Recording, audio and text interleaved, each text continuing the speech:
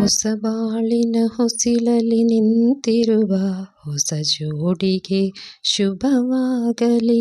ಹೊಸ ಆಸೆಯ ಕಡಲಲ್ಲಿ ತೇಲುತಿಹ ನವ ಜೋಡಿಗೆ ಶುಭವಾಗಲಿ.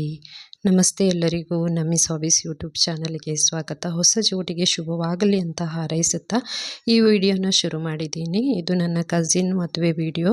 ಹಾಗೆ ಅರಿಶಿನ ಶಾಸ್ತ್ರದ ವಿಡಿಯೋನ ನಾನು ಹಿಂದೆ ಹಾಕಿದ್ದೆ, ಮದುವೆ ವಿಡಿಯೋನ ಹಾಕಿದ್ದೆ. ಕಾರಣಾಂತರದಿಂದ ಆ ವಿಡಿಯೋ ಆಗಲಿಲ್ಲ, ಅಂದರೆ ಅದನ್ನು ನಾನು ತೆಗೆದು ಪುನಃ ಈಗ ಅಪ್ಲೋಡ್ ಮಾಡ್ತಾ ಇರೋದು. ಹಾಗೆ ನೀವೆಲ್ಲರೂ ಕೂಡ ಈ ವಿಡಿಯೋಗೆ ಇಷ್ಟಪಟ್ಟು ಒಂದು ಲೈಕ್ ಮಾಡಿ, ಹಾಗೆ ಈ ವಿಡಿಯೋ ಹೇಗೆ ಬಂದಿದೆ ಅಂತ ಒಂದು ಕಮೆಂಟ್ ಹಾಕಿ. ಹಾಗೆ ನನ್ನ ವಿಡಿಯೋಗೆ ಪೂರ್ತಿಯಾಗಿ ನೋಡಿ, ನನ್ನ ಚಾನಲ್ಗೆ ಸಬ್ಸ್ಕ್ರೈಬ್ ಆಗದಿದ್ದರೆ ಸಬ್ಸ್ಕ್ರೈಬ್ ಆಗಿ ಅಂತ ಹೇಳ್ತಾ ಈ ವಿಡಿಯೋನ ಸ್ಟಾರ್ಟ್ ಮಾಡ್ತಾ ಇದ್ದೀನಿ.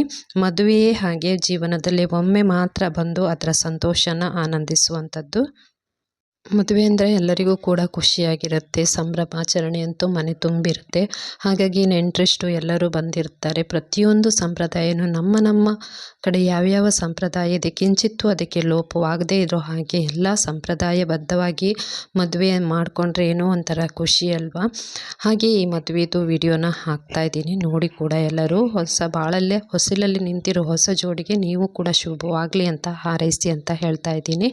ಹಾಗೆಯೇ ಪ್ರತಿಯೊಬ್ಬರಿಗೂ ಅವರವರದೇ ಆದಂಥ ಸಂಪ್ರದಾಯ ಇರುತ್ತೆ. ಆ ಸಂಪ್ರದಾಯನ ನಾವು ಪಾಲಿಸಲೇಬೇಕಾಗತ್ತೆ.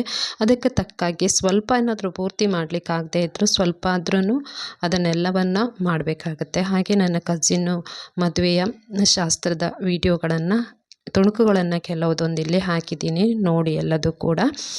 ಒಬ್ಬೊಬ್ಬರು ಹೇಳಿದಾಗೆ ನಾವು ಒಬ್ಬೊಬ್ಬರು ಮನೆಯಲ್ಲಿ ಒಂದೊಂದು ಥರ ಸಂಪ್ರದಾಯ ಇರುತ್ತೆ. ಅವರವರ ಪದ್ಧತಿ ಪ್ರಕಾರ ಮದುವೆ ಶಾಸ್ತ್ರಗಳನ್ನೆಲ್ಲ ಮಾಡಬೇಕು. ನಮ್ಮ ಪದ್ಧತಿ ಪ್ರಕಾರ ನಾವು ಹೀಗೆ ಮಾಡಿದ್ದೀವಿ. ಹೆಣ್ಣನ್ನು ಮನೆ ತುಂಬಿಸ್ಕೊಳ್ಳೋ ತನಕನೂ ಇದರೊಳಗೆ ವಿಡಿಯೋ ಇದೆ, ಹಾಗಾಗಿ ವಿಡಿಯೋನ ಸ್ಕಿಪ್ ಮಾಡಬೇಡಿ.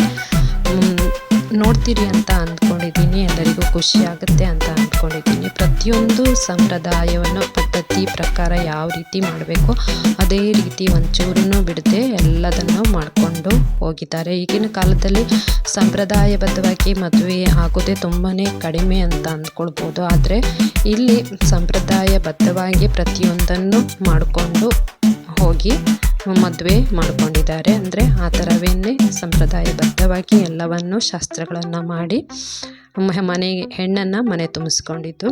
ಹಾಗಾಗಿ ನಮ್ಮ ಕಡೆ ಇರುವಂತಹ ಈ ಸಂಪ್ರದಾಯ ಬಗ್ಗೆ ನಿಮಗೆಲ್ಲ ತಿಳಿಸ್ಕೊಡ್ತಾ ಇದ್ದೀನಿ ಅಷ್ಟೇ.